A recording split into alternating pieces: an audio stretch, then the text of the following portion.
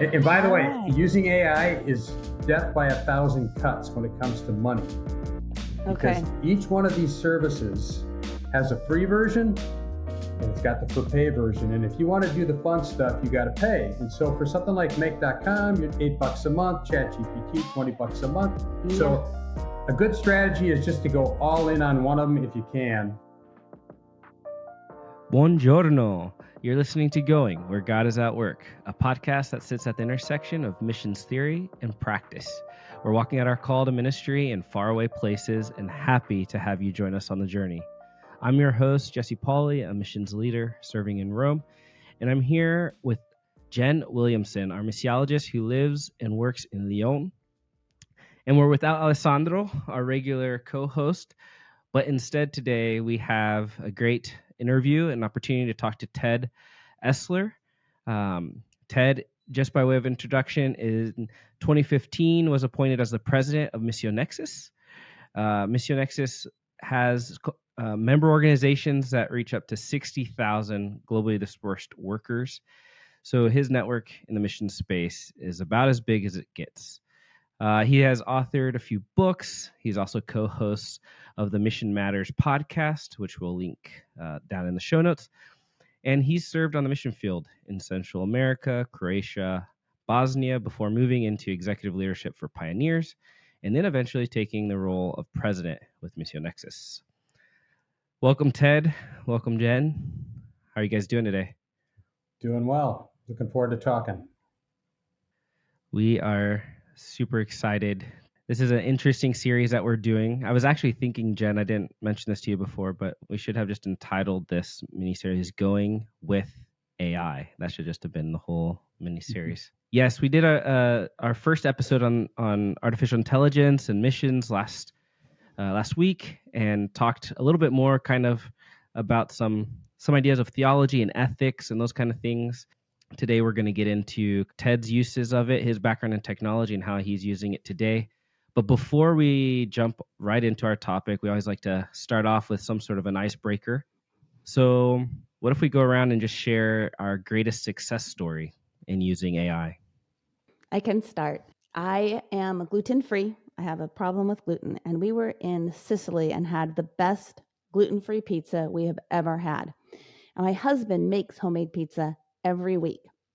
And so we were like, he was kind of begging for the recipe and they wouldn't give it. But in the menu, they listed all of the ingredients in their gluten-free crust. So David plugs these ingredients into AI and says, can you give me a pizza crust recipe using these ingredients? And we have now this awesome gluten-free pizza crust. Well, that's a good story. I hope there's no cauliflower in that pizza crust, though. No, okay, good. No. All right. Because that wouldn't work for me. But boy, I feel like there's just so many success stories. Probably the one most recently, maybe we'll get a chance to do a little demo of this later, is I'm trying to learn Spanish. And so conversationally practicing with AI has been just a breakthrough activity in the last couple of days for me. So that's my latest success story. Oh, that's awesome. I think for me, what I've been finding the most, I would say, joy in using has been math calculations for using ChatGPT to just kind of say or put in whatever I needed to calculate, and it breaking it down, but showing me the actual formula it used, so I can actually learn a little bit too of what I should have been doing to figure out the different problems I was trying to solve. You're doing math? Yes. Yeah. What kind of math are you doing, Jesse? Yeah, when you're trying to figure out like how much contracts should be and how to spread that over, like budgeting type things, trying to figure out and break down annual budgets, stuff like that, salaries.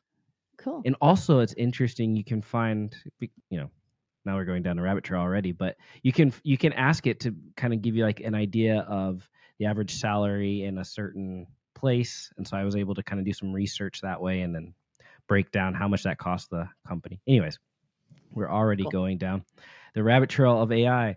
Ted, it's a privilege to have you on today, and probably not very many missionaries have the same background that you have in terms of an expertise in technology. Before we get into directly the AI, I just wanted to give you an opportunity if you wanted to add anything to the intro. I don't know if you want to say anything about your family or other hobbies you have, or is it just missions and AI? Well, actually, I'm kind of a hobby-phile. I have a lot of hobbies. So you don't want to go, that would be a rabbit hole. Kind of my latest thing is I'm getting my drone pilot license. So, but I do a lot of hobbies. I actually think that hobbies are the lifeblood of leadership in a sense. Things you do outside of the work role make you an interesting person, make you a contributor. Agree. So I would say you don't want to ask about hobbies. Awesome. Well, we were talking last time a little bit about the differences and how the involvement in technology, millennials, Gen Zs have advantage of being digital natives. I mean, we've seen computers and been around for the whole time. With that, there's just this high capacity for using tech and for being around. We have our smartphones in our pockets. But just lately, the AI has really evolved, and keeping up with it seems really almost impossible, the different uses that you can have. So we're really eager to learn from you today, kind of how you're using it in your leadership role and in missions. And yeah, we're looking forward to that. Yeah, but before we jump to the technical stuff, I'd love to get your take on AI from a theological perspective. We did talk about this in our first episode.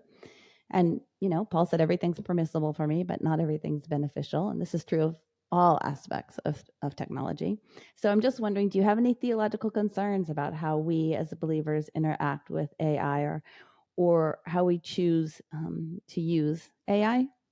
Yeah, well, I mean, for me, AI is a little bit like the cell phone revolution in the sense that, the cell phone revolution came out, we all jumped on it. There's a mini industry in the missions world for mobile apps and for the use of mobile technology. We essentially have to use it if we're going to do outreach. And if you want to be a member of modern society today, you have to use a cell phone. But we're also learning, especially in the last year to 2 years, that it has had a profoundly negative effect on young people. I mean, the use of pornography, the destruction in terms of relationships, the time wasted, all of those kind of things we're not really figuring out now, or we didn't figure out early. We're figuring them out now after the deadly ramifications have come out in the lives of kids. I don't know what's happening on the continent you're living on there, but here in the U.S., the big movement is to ban cell phones from schools. And I think that's a good step, but it really doesn't address the larger issue, because as soon as those kids step off the curb and get off the property, the phones are out and it's just sucked into them. I think AI is similar. I think we are using it, we're adopting it, we're moving into really a whole new technological world with AI, and we have no idea what the ramifications are going to be to society. We don't have, there's going to be some awesome positives, just like with cell phones. There's probably going to be some pretty horrific outcomes that we don't really envision right now and don't know what they're going to, what it's going to be like. But I think theologically, we're in response mode. We're reacting. We're definitely not theologically thinking through and getting ahead of the curve. I'm not even sure you could because it's such a rapidly changing world out there. So my sense is that theologically, there's going to be some really astute observations made, but nobody's really making them yet. Yeah, interesting. I do love that, Luzanne addressed this, and they brought it in. Their framing of it, I thought, was really healthy, because they really asked, what does it mean to be human? And I think that's a good perspective, because it's not necessarily fear-based or running into, panic mode, but it's saying we better be paying attention to humanity. That's a great question. I think AI is going to shift a little bit what it means to be human, actually. Yeah. It's going to have that kind of a profound effect. So I think it's a great question. I also think the issue, just in the last couple of days, I've been thinking about how community, relationship, those concepts, they're going to be influenced by AI, but AI is never going to replace, human contact, interaction, that kind of a thing. That's probably a bulwark against some of the AI fallout that we're going to face. I think so. I even talked last week about the mere practice of communion, which is a sacrament that is just so basic to our faith. It requires eating and drinking, and these are human interactions and sharing bread, being fully embodied. And I do think that those sorts of things, practices, can be protections for us. Yeah, well, and I think, so one of my hobbies is I love science fiction. Me too. One of the reasons why I do is because in that genre, they think about what happens as we lose our humanity to technology. That's a big theme, obviously. Mm-hmm. And things like you just pointed out, in some science fiction books, even those things are eroded, Yeah, for sure. So anyway, we definitely are in a brave new world. Yeah. And I wonder how much of it, more than theological, is actually the ethical question that we can talk about now. Like, just thinking through, like you were saying, this will never be able to substitute communion or any kind of physical presence that's needed. And to be honest, I don't know where we're at. Maybe that's something we can ask too, is where are we in the development of AI? Where might it go? But I really hope we don't try to make artificial intelligence become actual, I think Alessandro alluded to it last time, like in robots, and then robots acting, trying to act as human. Ted, what do you know about as far as where we are at with the development of AI and the main types that exist of AI? I mean, I would say right now we're in the era of fragmentation. So whenever a new sector starts up, there tends to be a lot of different players. There's a lot of competition. I mean, you see that playing out with DeepSeek in China, jumping ahead of U.S. researchers in the last month, and now not even a week later, U.S. researchers come out and saying, actually, we're ahead of DeepSeek here. Here's our new model, and it's as cheap. And so there's a lot of competition. There aren't kind of like overarching tools or platforms yet. There's different players trying to become that. But what it forces us to do is, instead of thinking about, I'm going to learn AI as a topic, we have to really think about it as a set of discrete, different tools. Many times they don't talk to each other well. And you're going to be picking up AI for this, particular job using this particular app or website. For something else, you're going to be using a different tool. And you can't really, if you're somebody that just is like sick and tired of all the apps and all the updates and it's going to be an exhausting time for you, because right now you basically have to learn a lot of different things in a lot of different platforms all at once. And so, I don't think you can really learn AI as a topic. On the other hand, we're in the learning phase. So you need to really, I think, just commit. I'm going to be spending so much time a week, setting aside time to learn these different tools. Exhausting, yes. Kevin Kelly wrote a book a couple of years ago about the future. And one of the things he said is we're going to be living in a world of constant upgrades and updates. And I think that really describes where we're at with AI right now. I get a couple of AI newsletters, and the daily breakthrough, it's astonishing. Like every day there's some new big thing that comes out that had just that one thing come out 10 years ago, it would have been life-changing. But now through the application of AI, it's like a new major breakthrough every single week. Yeah, wow. It is kind of crazy. And there's always going to be those early adopters that jump in and want to get on this stuff. And then some of us are going to be stragglers that kind of let a lot of those updates get pushed through and wait to jump on. But you have me intrigued. What are some of these different types of AI that are being implemented now? Yeah. I mean, that's a great question. If you were to ask ChatGPT, for example, what are the main types of AI, it's actually going to give you, because I've done that, it talks about AI from a technical standpoint. So I'm going to give you a list that I've tried to generate that kind of is more like, how are we as people actually using it? So the number one, obviously, is the chat interface. And, that's what ChatGPT, OpenAI, Copilot, many of these AI implementations that we're using are essentially chat functions. And these are they're an attempt to mirror how we most commonly communicate, which is the most common way is nonverbal communication. Number two would be verbal communication. And so it's trying to use the verbal communication channel, whether you're typing or talking. And obviously, these are the large language models that we're using. Okay, so that's number one, would be chat. Number two would be app-based. And so on our team, we're a Microsoft shop. So we have Copilot. This is when they take AI tools and they build them directly into the apps that you're using. So I can open up Microsoft Outlook and I can say, tell me what my day is like. And it gives me a listing of all my meetings. And I can click on a meeting and it gives me a written up summary of the email chain behind those meetings. And I can use the in-app features. It uses AI to present information to me in a helpful way. So chat, app. The third one I would say, and this is the one, I would say the battle right now is happening in this one, and that's deep research.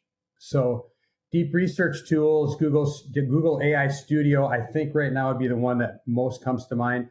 ChatGPT does have a deep research feature as well. And then there's other models that are specifically dedicated to deep research. The idea here is you ask on a topic, and it creates a chain of documents. I just asked, I asked on collaborative action, impact alliances. What's the research on this?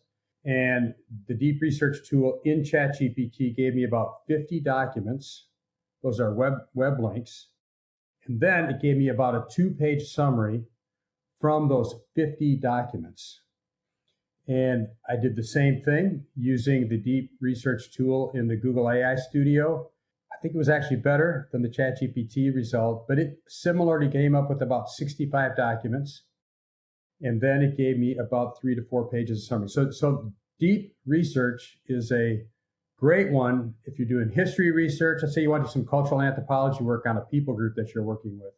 That's a really great tool for that. It's different. The fourth one is actually 2025 is being called the year of this type of AI. It's called agentic or agent-oriented AI. So agentic AI is AI that is an automation tool. So an example, I'm using a platform called make.com, and I write a Substack article, and then I paste the link of that Substack article in a Google spreadsheet. Make is watching my spreadsheet. Every time there's a change in the spreadsheet, it triggers an action. The first action is it tells Perplexity AI, go read Ted's article, create a 1-paragraph summary. The next step in the chain is generate an image based on the content in this article. Step 3, it calls up ChatGPT and says, give me a social media friendly title that's going to get a lot of clicks and views based on the content in this article. Then it hits what's called a router. So the router sends to different applications. It goes to LinkedIn. It takes that title, that image, that summary, and it posts it on LinkedIn for me. It goes to Twitter. It does the same thing on Twitter, slightly different because it's a different audience, a different demographic. And I told the AI to give me different paragraphs based on who the demographic is for that. And then so I'm doing that with numerous platforms, but you get the idea. It's an automation tool that uses AI to summarize, read, create images, and do this wonderful thing for me. Well, the future is agentic AI. When they talk about people losing their jobs, the jobs that we're talking about are mostly going to be lost because of agentic AI. Okay, so that's yeah. Right. So if I could just jump in, that's what I was thinking when you were explaining. I was wondering, okay, so does your personal assistant, does your executive assistant already know that they can start job hunting or need to stack some other skills on so that they don't lose their job? Like, it sounds like what you just explained could be, what used to be an admin assistant for something. Absolutely, yeah. And I mean, this is where we're kind of, if you know the theological concept of the Perusia, the already not yet, that's where we're at with AI here. We're in the Perusia of AI because I would love to have an agentic AI that managed my schedule. I have a assistant that helps me with my schedule, and she is fantastic because she puts the personal touch on the invites. She knows that if it's Friday afternoon, I'm not so interested in taking like a 4 o'clock Zoom call. etc. I've tried to use AI to do that, and it's just not there yet. But I don't like using these scheduling automations that are currently out there because they feel so cold. Yeah. I do use one. I use the bookings app from Microsoft, but it's not my go-to. I'd much rather ask an assistant to do that. It gives somebody a human touch. Yeah. Right. Well, I've researched 5 or 6 AI tools that claim they do this, and they're just not there yet. But that's a good example of an agentic AI process that is going to steal somebody's job. Oh, that's great. It also sounded, as you were describing them, that they were kind of like, in some ways, how do I want to say it? like a ladder. Like, it seems like the barrier to entry to chat is pretty low. Maybe anyone could kind of get into that. To then start to try and use it across apps might be a little next step of complication, let's say. And then for like your deep research and your agentic, that would almost take a little bit more knowledge. This was the question, I guess, behind that question is, even this as a tool requires a certain knowledge of the language, of how to speak to it to get the information you're trying to receive, right? Okay, so yes and no. So I would say yes. When you try to make.com there's like 3 of these automation platforms, Zapier and N8N and make.com are probably the leaders right now. These platforms are fantastically powerful, but debugging and testing these workflows is super painful, and it takes hours. I probably have spent 15 hours generating and creating that workflow. Now, for me, it's a learning exercise, so I don't mind spending that kind of time. But if you were running a business and you had to make some money and you couldn't spend this much time, that tool is going to be like way too much for you. However, the way I ultimately got it to work is I asked AI to create the workflow for me. And so make.com has its own built-in AI engine. I actually found that one did not work well for doing this, but Google AI Studio has a feature where it will watch what you're doing on the screen. You tell it, watch this browser tab and help me debug this workflow. It's actually watching what you're doing on the screen. And then it says down in the lower left-hand corner, and it guides you and directs you on how to fix your problem. So in the end, it was actually AI that helped me solve my AI problem. Wow. Oh my gosh. But I think too, you have knowledge obviously that I don't have, because I'm using the Microsoft suite. I'm using all the tools that you're using, the booking, I think, calendars, but I don't know. I've never even seen the option. I have Copilot, but then you're talking about getting the summary of your day. Where does that come from? What did you do to get to that place? That's the kind of stuff that I like. And if you don't know what you don't know, like I didn't even know that was an option. So then I wasn't looking for it either. Well, my guess, so that's app-based. My guess, Jen, is you don't have the license added to your instance. So that's exactly what it is. You need to get that turned on. It does cost a little extra. Yeah. And by the way, using AI is death by 1,000 cuts when it comes to money. Because each one of these services has a free version and it's got the for pay version. And if you want to do the fun stuff, you got to pay. And so for something like make.com, you're $8 a month, ChatGPT, $20 a month, Copilot, I don't know what it is, $40 by the time you're done, you're spending $200 a month on all these little pieces. So a good strategy is just to go all in on one of them if you can. And probably, if you're in the Microsoft world, Copilot's excellent. Yeah. If you're not, the Google world has Gemini and those tools. But even there, you're paying extra for different pieces. So be careful about subscription fees. Yeah, I was going to ask that. So I'm glad you touched on that. And that actually rolls right into what I was going to say, because obviously, we want to be good stewards of our financial resources. And for ministries, for missionaries, for global workers, just out of your kind of experience so far, what would you say is the application that would be the most, worth the investment, maybe, if you were going to pay for one of these services? Yeah. Or even the time investment if you were going to learn one. Yeah, that too. Yeah. Well, again, the problem with that question, Jen, is there's so much fragmentation. You can't really just learn one. But I would look at the ecosystem, that you're most tagged into. All the big platforms have one. The Google suite has Gemini and Google AI Studio and NotebookLM and all those tools that they have. They're awesome. I've already talked about Microsoft. I actually don't use an Apple phone, but I know Apple has similar tools. My understanding is that they're lagging behind the other two big players, but they're running hard to catch up. I would first look at what tools are on your platform. Now, if you want a platform agnostic tool, ChatGPT is probably the way to go right now. It has a lot of the basic things that are possible there. If you're on X, Grok, you just get an X premium subscription and the Grok tool is there. I actually don't think Grok is as polished or really ready for prime time like some of the other ones are yet. The one thing you get with Grok that you don't get with the rest of them, this gets into this question of ethics, is Grok has really taken off all of the, you could call it censoring on the one hand, you might call them filters or protections on the other, whatever your worldview might be there. But for things like image generation, I just try to get, I guess it was ChatGPT, to do an image based on a Substack article that I wrote, and it said it could not do it because of the topics in there. Now, I don't know if it was evangelism or what it was that it didn't like, but I had to jump over to Grok, paste it in the same text. I got the image up right away. So I would start with whatever ecosystem you're most invested in, and I would look at that. And if you don't feel good about that, then I think ChatGPT is probably the way to go. And that's OpenAI, right? ChatGPT. That is OpenAI. OpenAI, right? Yeah. A lot of ethical issues with OpenAI. I tell you, just the genesis of AI and how this has come about, it really highlights the problems we're facing from a moral standpoint. But they definitely are, I would say, the big dog right now.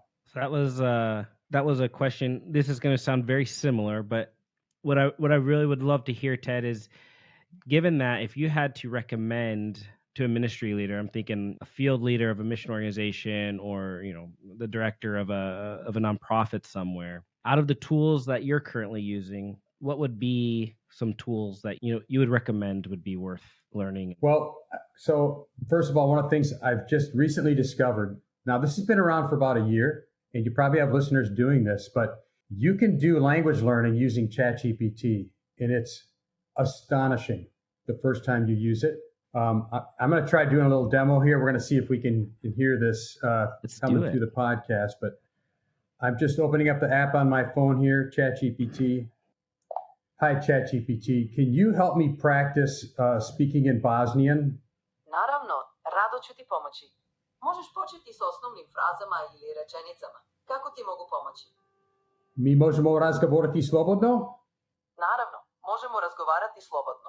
Postavi mi bilo koje pitanje ili reci nešto na bosanskom. Okay, so I just said, can you practice with me in Bosnian?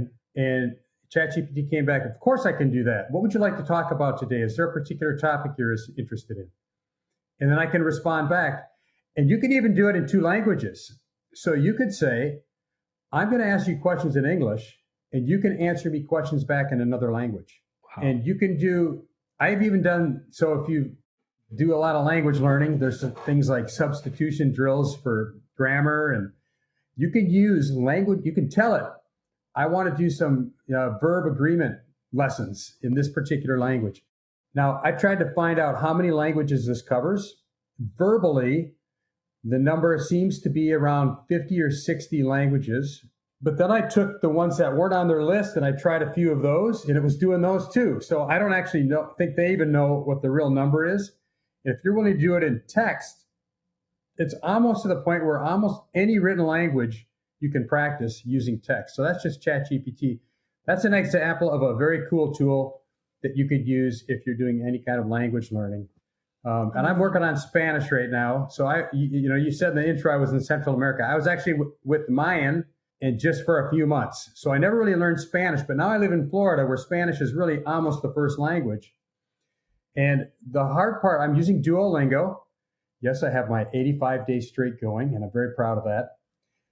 But it's just it's not really giving me spoken back and forth language, but I can achieve that with ChatGPT. So there's one awesome example. Another thing that I do a fair amount of, I use a tool called Notebook LM. So that's a Google product. Okay. So just Google Notebook LM. And what's great about it, it uses something called RAG, which stands for Retrieval Augmented Generation.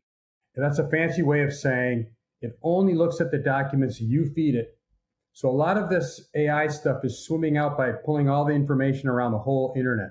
But what if you wanted to have your own wall-to-off research project and you didn't want your documents to be submitted to OpenAI, so you want some protections from that, and you only wanted to answer based on what you feed it. So here's an example. I took all the board documents for Missio Nexus and I put them in a notebook. Now I can go on to Notebook LM and I can say, can you tell me what the full budget amount was last year when that budget was approved? It spits the answer out for me immediately.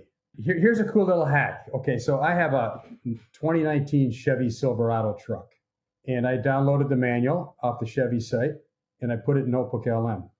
Now, if I'm down at the auto parts store, I can pull up Notebook LM and I can say, can you tell me what kind of oil my truck takes? And it tells me exactly the kind of oil my truck takes. And you can do this in 1,000 different ways. I took the Evangelical Dictionary of World Missions and I put it into Notebook LM. And now I can ask it on any topic. That's a great big, huge, thick book. I had to break it up into chunks to feed it in there. But it is a fantastic way for me to just do quick research on topics that are out there in missiology. So that's the Notebook LM tool. The other thing I'll just mention really quickly, it can generate podcasts for you on the fly. And if you're learning a new concept or a new thing, you can put a bunch of documents in there, and then you can tell it to give you a 30-minute podcast, and then download that and listen to that while you're driving somewhere. It's a real learning booster. That is interesting. Oh, that last one, that really got me because I'm much more audible. I love being able to listen to a podcast, listen to an audiobook. So that really got me curious. So just a practical question, I guess. When you say, you're putting it in a notebook, you're basically uploading a PDF, an image, or are you having to copy and paste the text? Because I'm assuming that's not the case. So what it does is that the screen is kind of split into 3 sections. The first section is called sources. Those can be PDFs. They can be anything on your Google Drive if you have documents out there. Could it be links? It can be websites? Well, it can be website links. Okay. The one that a real superpower. If you find a video that's training or teaching on something in YouTube, paste it in Notebook LM, and you're going to get a concise summary of the main points that are in that YouTube video. Wow. The ability to now, let me just say that there's problems with this approach as well. So I mentioned earlier my little board notebook that's got all my board document stuff in it. So I asked it, who's currently on the fundraising committee? And it came back with 4 names. I thought, great. I sent an email out to those 4 people, and 2 of the 4 were incorrect. The reason why they were incorrect is because they were board members that had been put on the fundraising committee like 4 years ago. They cycled off that committee, or cycled off our board, then they came back. The committee changed over time, and Notebook LM didn't pick that up. So always in the back of your mind, remember, these are just computers. They're going to make mistakes. In fact, AI is fuzzy in the sense that it is not a precise tool like we're used to with computers. And so make sure you're kind of looking through that material and making sure that it's going to be able to actually produce the kind of outputs when you query it later on. Yeah, I've been actually annoyed at summaries from, say, Zoom meetings and stuff, because they'll say what people talked about, but they won't say what people said about those things. So I'm finding that the summaries I'm getting are not actually all that helpful. Ted and Jen and Jesse discussed the different types of AI that are out there. It will say that, but it won't give the summary of the types that you talked about. So a couple of things you can do to get around that problem, Jen, is if you're in a meeting and let's say you want to make sure the AI captures the task, you just got to be really explicit and say, let's assign a task to Jen to do this, this, and this.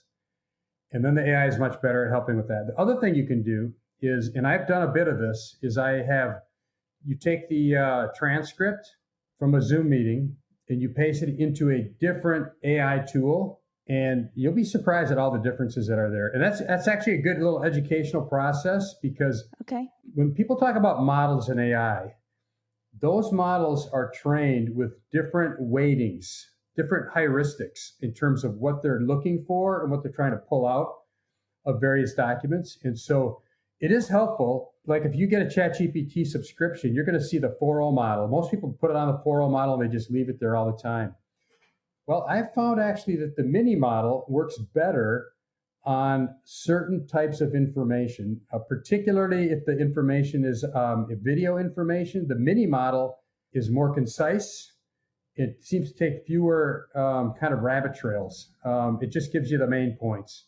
And if you're looking for something shorter, the mini model tends to work better. So keep in mind that almost all of these tools out there are based on these LLM models, and you can change the models around and see what kind of results you get, and you can actually improve the kinds of things that you're looking for. Okay, cool. It sounds a lot like when we're talking about, people. Not everyone is as smart as the other person, and some people focus on other things and have expertise in different areas. Yeah, the models have personalities, more or less.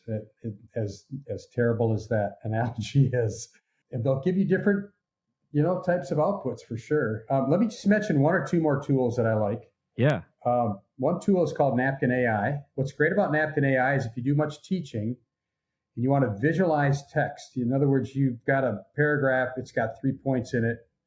Napkin AI is a really quick way to generate charts and graphs. It does other things as well, but that's one that I have used and really like a lot. Descript.com is a video editor that allows you to apply AI tools in your editing process. And again, it's like any piece of software, all these have pluses and minuses. There's no single tool you're going to love, but those would be a couple others. The Google AI Studio, when it comes to teaching or training you on how to use software, is just second to none.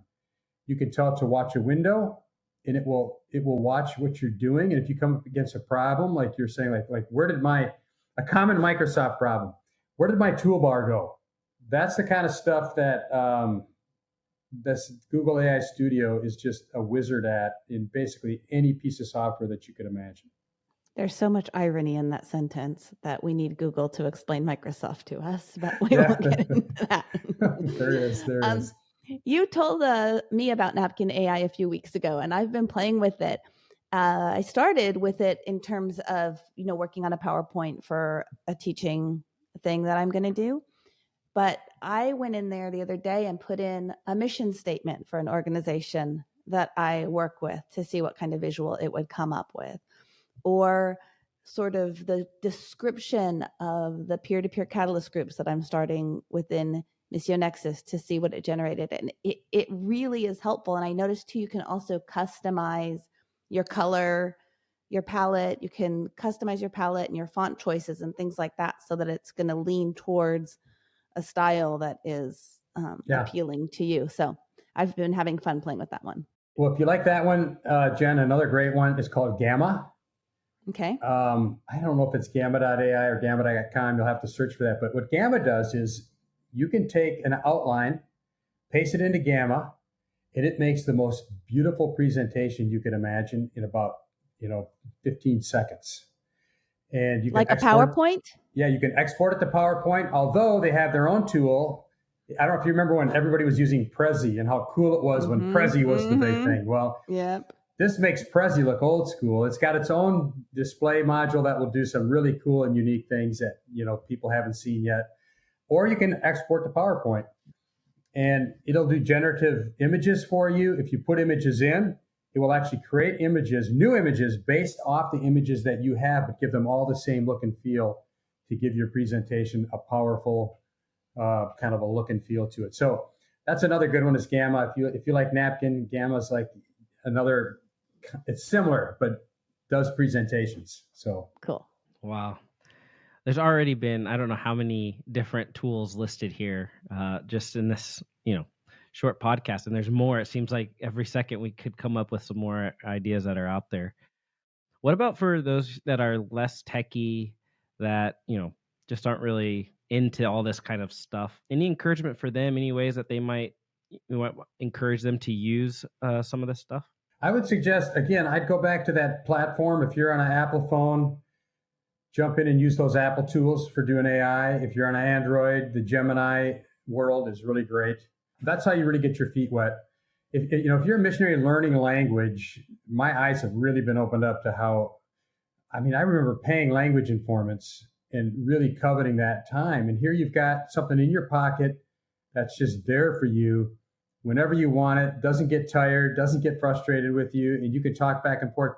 You can tell it to make language corrections, by the way. You can say to it, I just said this. Is that the best way to say it?